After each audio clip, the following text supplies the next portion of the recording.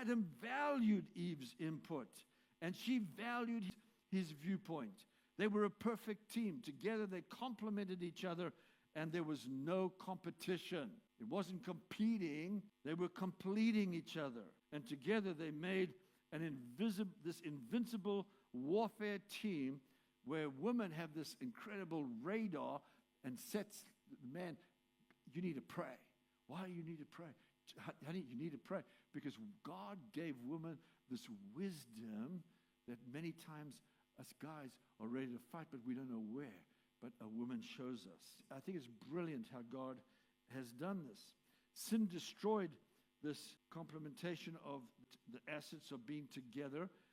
So sin destroyed this complementary asset that they had together.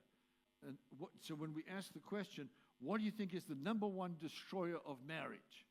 Well, I've got all the A's down here. I put all the A's down for you. You hear what is what destroyed the marriage. Adultery, could be adultery, alcohol, addictions, anger, or an adversarial spirit. I just took all the A's and just wrote down some things. And they could all be right.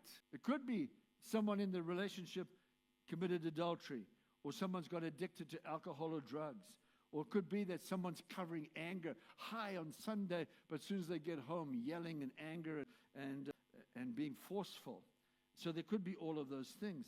But if you ask, what is the number one reason for the breakup of marriage? And the bottom line is selfishness. So sin destroyed that unity between the two, and now instead of completing one another, they became competitive.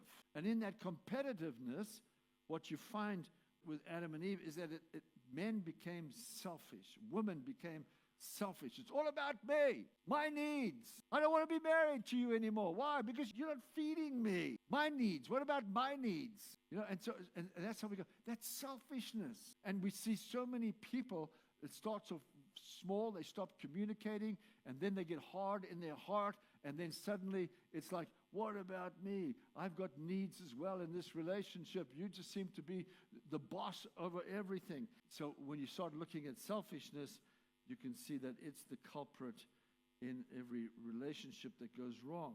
Remember, Jesus permitted divorce because your hearts were hard. It's this hard business that God is after. He wants to go after it, and he's made provision. If you ask him, he will give you a heart of flesh. He'll take out that heart of stone and give you a heart of flesh.